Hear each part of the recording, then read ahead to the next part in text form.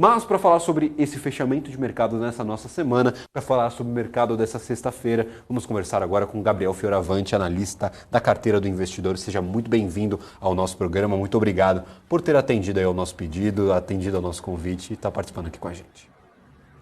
Fala galera, fala meu xará, tudo maravilha? Bom, que é isso, o BMC aí chamou, a gente fica à disposição. Maravilha. Aí.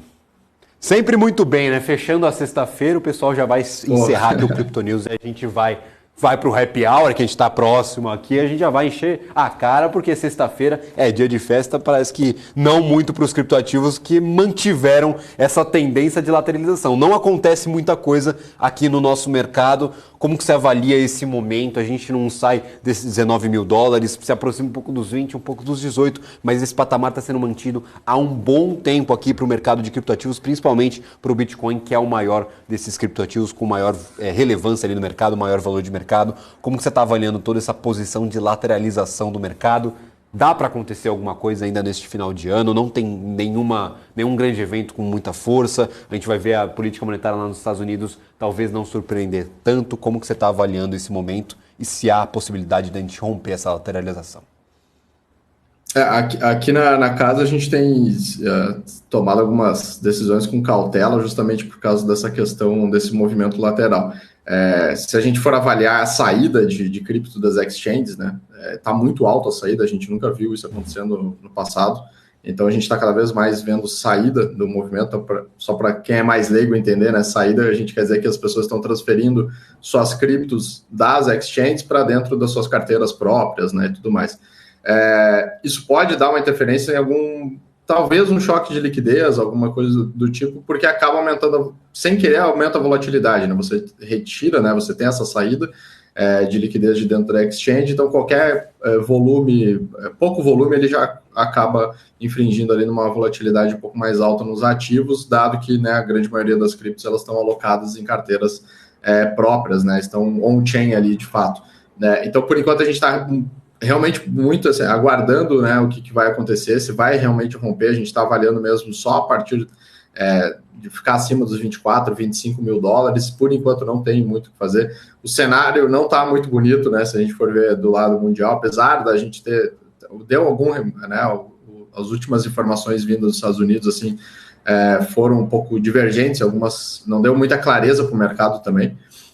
E isso vai, obviamente, atingir as criptomoedas. Por outro lado, já começou um pouco o movimento, se a gente for ver um pouco, para quem acompanha mais adentro, o Reddit, né, entre outras plataformas, a gente já começou a ver um pouquinho mais de movimento, um zoom, assim, de novas blockchains, de novas criptos. Isso, geralmente, né, ela vem um pouquinho antes ali da gente ver um novo hype de algum tipo de ativo, né? A gente já teve o hype lá de infraestruturas, lá teve o Bitcoin Killer lá em 2017, 2018, aí depois a gente teve toda essa alta toda quando a gente, né, entrou muito no lado de metaversos, game coins e tudo mais, né? Muita coisa, infelizmente, não foi para frente, acabou lesando muita gente.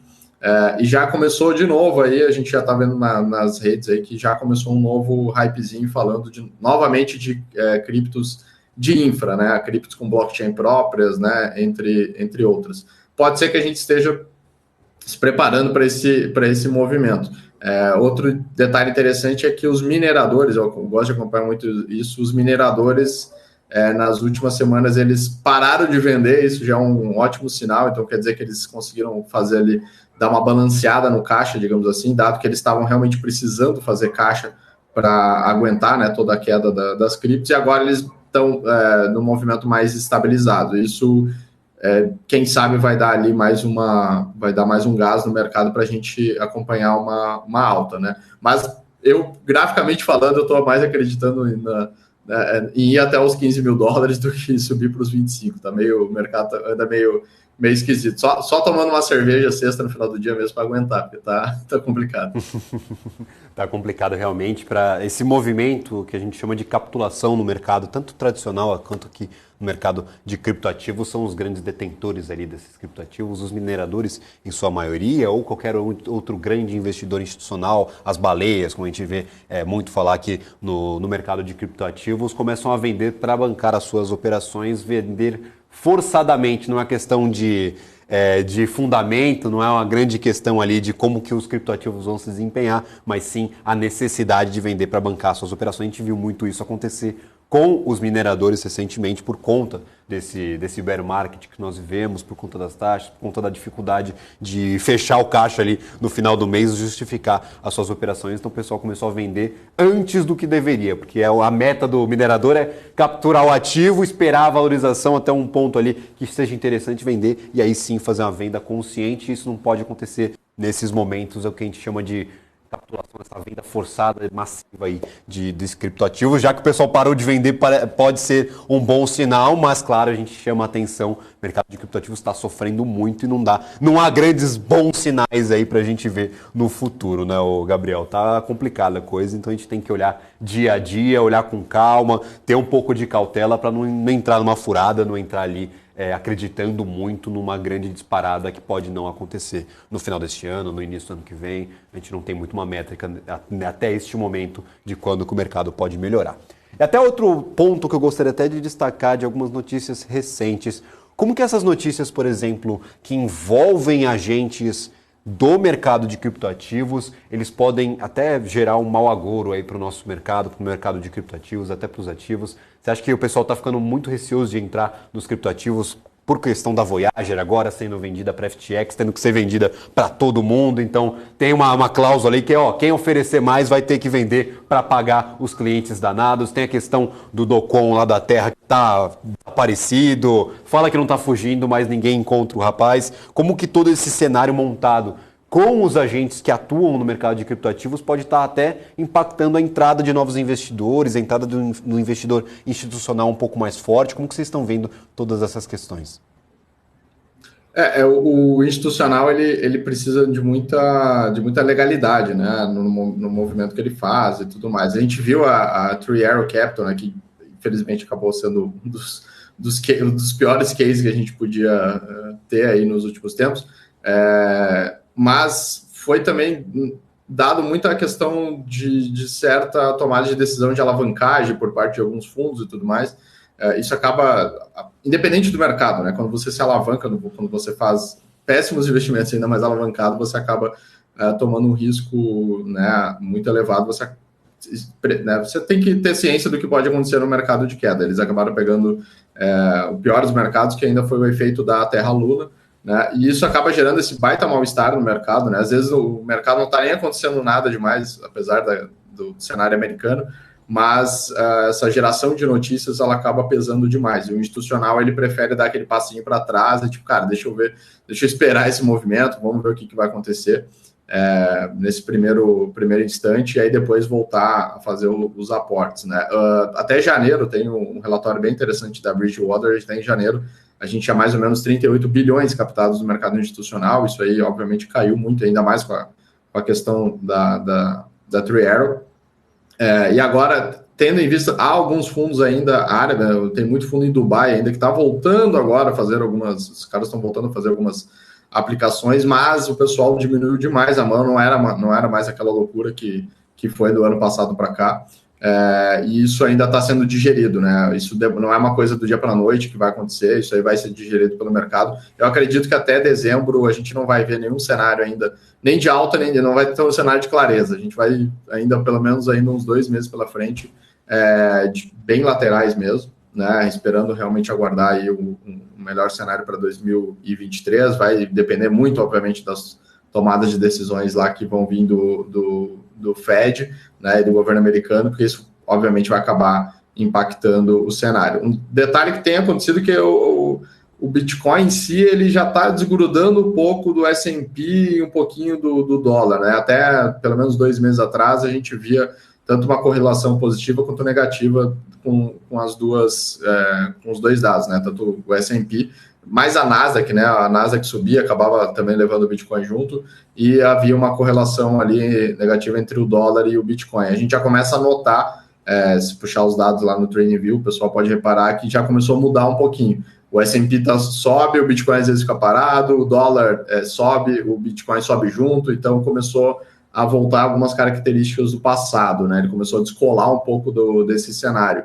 Isso pode também ser um belo indicativo da gente voltar à tese de de Bitcoin ser uma reserva de valor, né? Que o pessoal, tem gente que gosta, tem gente que critica, né? Aí cada um com a sua experiência ali dentro da moeda, aí cada um leva do seu jeito, né? Eu prefiro até chamar de commodity para não gerar tanto conflito também nesse sentido.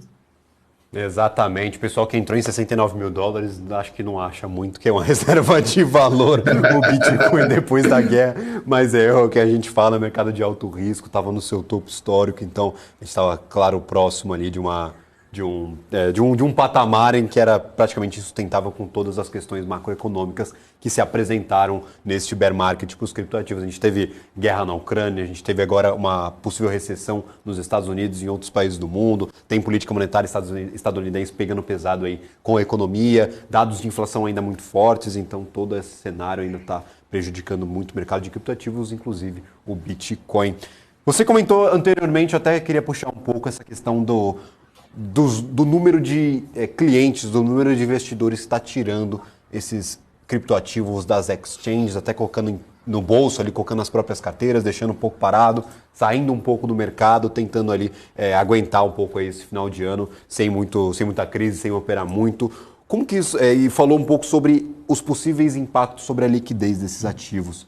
Há algum possível impacto maior para, por exemplo, exchanges ou companhias que são localizadas, que às vezes precisam de uma liquidez um pouco maior e tem dificuldade com a liquidez? Como que você enxerga esta questão? A liquidez baixa para criptoativos, quais os impactos que a gente tem sobre o mercado, principalmente esses mercados mais localizados, que às vezes precisam de um intermediário ali para gerar liquidez para todos esses ativos criptografados, esses ativos digitais? Como está a avaliação de vocês para essa possível queda na liquidez do mercado como um todo?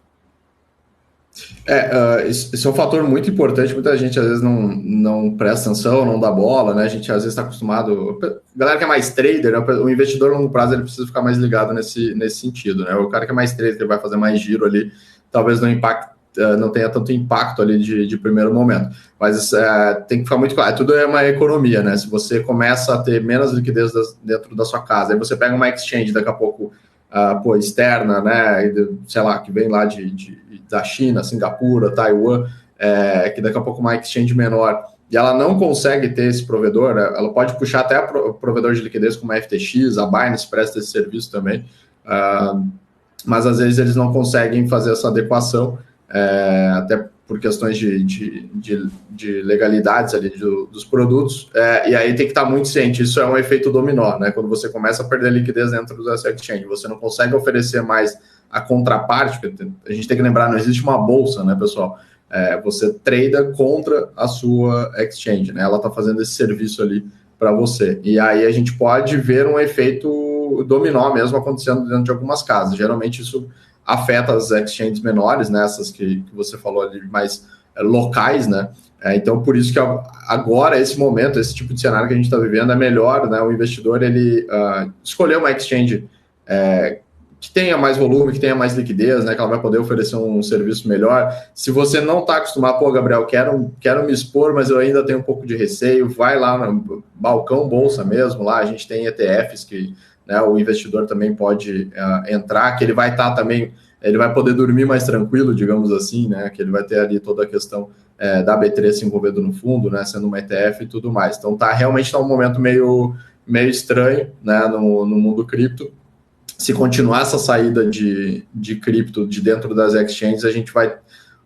De duas partes, as exchanges com mais dinheiro, elas mesmas conseguem fazer recompra e fomentar o próprio caixa, né? Isso a gente consegue acompanhar dentro das blockchains, lá a gente consegue ver quando a exchange está fazendo também a sua própria movimentação, mas as exchanges menores, elas tendem a sofrer muito. A gente já viu no passado esse tipo de caso acontecendo, né? E ela fica muito mais...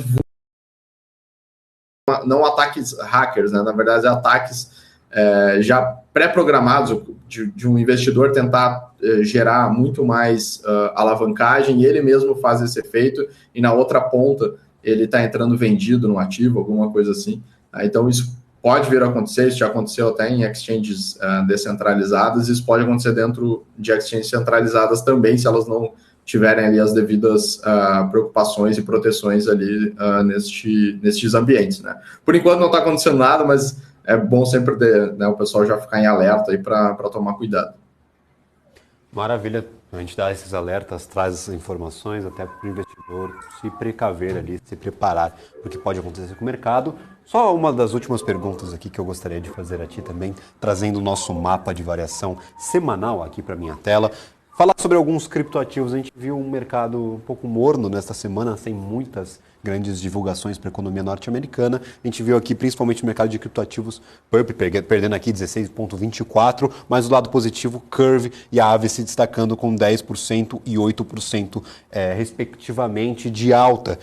Esses movimentos são movimentos mais de especulação de mercado, movimentos naturais de mercado? Tem algum grande motivador que desenhou esse nosso mapa para essa semana? Como que você avaliou esta semana para o mercado de criptoativos como um todo? Como que está a expectativa aí para os próximos dias, para o final de semana? Há alguma coisa que a gente já possa traçar com esse cenário que nós vimos aqui para esses 5 dias de semana de mercado de criptoativos? Por parte da Aave ali, até dentro lá na carteira do investidor, a gente fez uma entrada durante a semana, aumentamos a posição nela, é uma cripto que eu particularmente gosto bastante, e ela trabalha de forma muito institucional, então eu gosto bastante disso. E a Curve, ela já tem um tempo de mercado muito, muito bom, né? Eu prefiro investir nesses ativos que eles já passaram perrengues porque eles já estão maturados, né? Já sofreram um pouco em alguns outros mercados, então eles já estão mais tranquilos. De fato, a gente tem acompanhado mais de perto agora a questão do movimento DeFi, né, as finanças descentralizadas, que elas estão cada vez mais sendo buscadas por governos, por bancos, né, e tudo mais, e essas duas casas, a Aave muito mais, na verdade, do que a Curve, elas já estão muito mais preparadas para oferecerem produtos, né, já para o institucional. A Aave já tem até o seu lado, né, ela já tem lá o produto dela que ela pode oferecer para sistemas bancários, para sistemas de fundos e tudo mais, onde ela pode fazer essas implementações com todas as legalidades possíveis. Então, o investidor ele pode ficar muito tranquilo na hora de fazer essa, digamos, contratação desse serviço ali por parte da Aave. A Aave que está participando no sandbox aqui do Banco Central também, em alguns projetos, então eles estão bem adentro aí de tudo isso. E o mercado DeFi, ele como é que o pessoal fala, né? Despiorou, digamos assim, né? Ele pelo menos parou de perder ali as suas retiradas, né? O mercado DeFi que nos últimos 2 anos assim, cresceu absurdamente.